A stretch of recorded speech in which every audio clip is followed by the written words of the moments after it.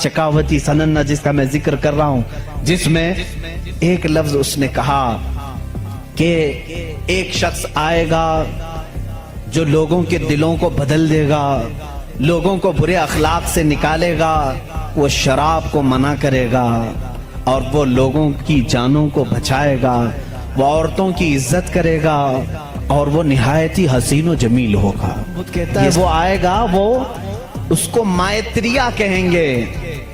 मैत्रिया कहेंगे। मैत्रिया का जब अरबी में ट्रांसलेट किया गया तो उसको कहा गया रहमतुल लिल आलमीन। ये 563 कबल मसीह की बात थी जब कदीम हिंदुस्तान की रियासत कबल वस्तु के बादशाह सदूदन के घर एक लड़का पैदा हुआ जिसका नाम सिद्धार्थ रखा गया। इसकी पैदाइश पर शाही नजूमियों ने एक हैरत अंगेज पेशनगोई की कि या तो ये बच्चा बादशाह बनेगा या कोई साधु, लेकिन ये जो भी बना इसके जैसा कोई ना होगा और रहती दुनिया तक इसका नाम याद रखा जाएगा। सिद्धार्थ गौतम बुद्ध कैसे बने, आपकी ऐसी क्या तालीमात थी जिसे पूरे हिंदुस्तान बल्कि पूरी एशिया पर इसकी ना खत्म होने वाली छाप छोड़ दी? क्या आप अल्लाह के नबी थे जो हिंदुस्तान की सरजमीन पर भेजे गए? इस मुतल्लिक मुसलमानों की क्या राय है? हम आज इस मुख्तसर वीडियो में इन सवालात के जवाब जानने की कोशिश करेंगे। बादशाह सदूदन ने सिद्धार्थ को एक कामयाब बादशाह बनाने के लिए हर तरीके से तैयार किया। सिद्धार्थ को दुनिया की तमाम तर हकीकतों से दूर रखा गया। इनके लिए कमल के तालाब बनाए गए, पोशाक और खुशबुएं जनूबी हिंद से मंगवाई गईं। इनके लिए बड़े बड़े महल और कमरे तैयार करवाए गए। हर वक्त नौकर और खादिम इनकी खिदमत के लिए मौजूद रहते। 16 बरस में इनकी शादी यथुर्दा नामी एक लड़की से हुई और कुछ साल बाद इनके यहाँ एक लड़के की पैदाइश भी हुई। सिद्धार्थ के पास नरम दिल और हसास मिजाज था, इसलिए आहिस्ता आहिस्ता इन्हें दुनिया में रहने वाले लोगों के दुख दर्द का अंदाजा होने लगा और उन्हें ये बात समझ में आने लगी कि दुनिया महज खुशी और आराम का नाम नहीं है बल्कि आजमाइश और मुश्किलात की जगह भी है। एक दिन सिद्धार्थ ने एक ख्वाब देखा कि एक बूढ़ा इंसान जो चल फिर नहीं सकता वो सिद्धार्थ को आवाज दे रहा है कि एक दिन तू भी इसी तरह बूढ़ा और बेबस हो जाएगा। फिर सिद्धार्थ ने देखा कि एक शख्स बीमार है और दर्द से चीख रहा है। फिर वो शख्स सिद्धार्थ को कहता है कि तू भी एक दिन इसी तरह दर्द से चीखेगा। फिर एक दिन सिद्धार्थ ने ख्वाब देखा कि एक मुर्दा जमीन पर पड़ा है और वही बूढ़ा आवाज देता है कि तू भी एक दिन इसी तरह मर जाएगा। इस ख्वाब ने सिद्धार्थ को यकसर बदल कर रख दिया और इसके दिल और दिमाग सोच में मुब्तला हो गए। सिद्धार्थ अपने बीवी बच्चे, महल और तमाम आराम और आराइशों को छोड़कर सच्चाई की तलाश में निकल पड़े। जब सिद्धार्थ महल से निकले तो उनकी उम्र 29 साल थी। उन्होंने तमाम कीमती लिबास और जेवरात उतार दिए और फकीरों जैसे कपड़े पहनकर तने तनहा कई बरस तक इस वक्र तलाश में फिरते रहे कि दुनिया के दुख और दर्द, बीमारियों से रहाई कैसे मुमकिन हो सकती है। कुछ अरसा तक सिद्धार्थ कूफियों और फकीरों से इल्म हासिल करते रहे, लेकिन इन्हें कोई तसल्ली बख्श जवाब ना मिला। फिर वो सोचो फिक्र में डूब गए और जंगलों में चले गए। लिखने वाले लिखते हैं कि इन्होंने कई बरस तक अपने जिस्म को तकलीफें पहुंचाई और भूखे भी रहे। आखिरकार सिद्धार्थ एक जंगली अंजीर के दरख्त के नीचे मराकबे में बैठ गए और अहद किया कि जब तक इन्हें सही जवाब नहीं मिलेगा वो इस दरख्त के नीचे से नहीं उठेंगे।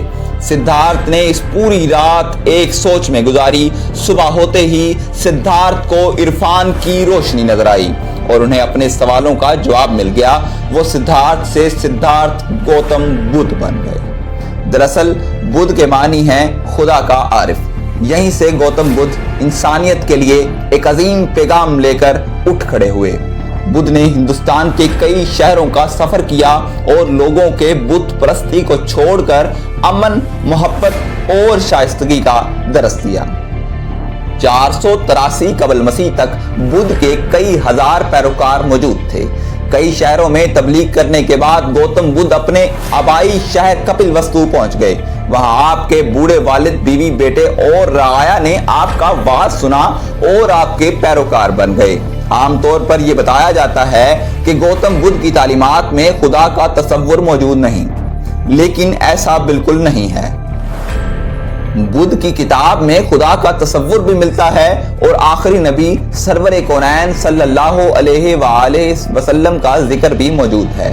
بدھ اپنے خطبوں میں کہتے ہیں کہ میں آخری بدھا نہیں ہوں، بلکہ ایک وقت میں ایک اور بدھا اس دھرتی پر آئیں گے، وہ پاک ہوں گے، زیادہ روشن اور پرنور ہوں گے اور متریا ہوں گے۔ متریا کے معنی رحمت کے ہیں۔ ابتدا میں گوتم بدھ کی تعلیمات خالص توحید پر مشتمل تھی، جس میں سماج کے ہر طبقے کو برابری کا حق دیا گیا تھا۔ چھوت اچھوت اور اونچ نیچ کے طبقے کا کوئی تصور نہیں تھا۔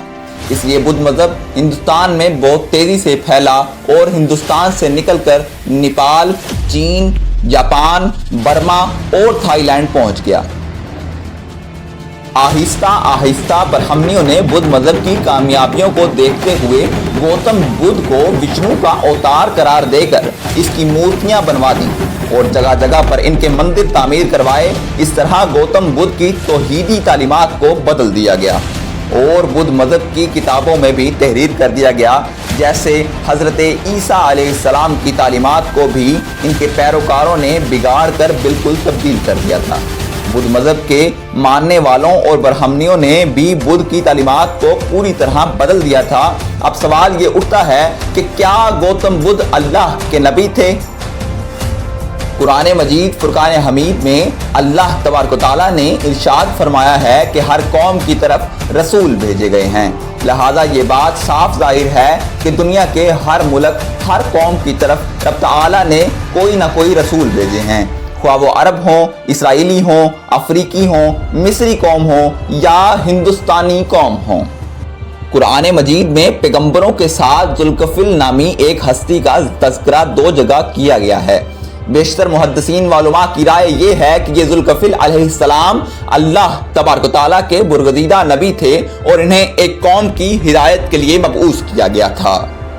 لہٰذا برصغیر کے چند محققین نے سدھارتھ گوتم بدھ کو ہی ذوالکفل کہا ہے، چونکہ بدھ کے دارالسلطنت کا نام کپل وستو تھا، جس کا عربی تلفظ کفل ہوگا اور عربی میں لفظ ذو، مالک اور صاحب کے لیے استعمال ہوتا ہے، لہذا یہاں کفل کے مالک اور بادشاہ کے لیے ذوالکفل کہا گیا ہے۔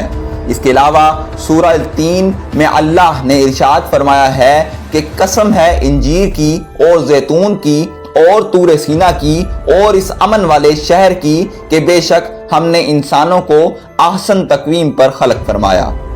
مفسرین اس آیت کی تفسیر پر لکھتے ہیں کہ اکثر علماء اس بات پر متفق ہیں کہ اس آیت میں امن والے شہر سے مراد مکہ اور کوہ سینا سے مراد حضرت موسیٰ علیہ السلام کے منسوب سینائی پہاڑ اور زیتون سے حضرت عیسیٰ علیہ السلام کے جبل زیتون کی طرف اشارہ ہے، اور جہاں تک انجیر کا تعلق ہے اس کا اشارہ جنگلی انجیر کے درخت کی طرف ہے جہاں گوتم بدھ کو نروان حاصل ہوا تھا۔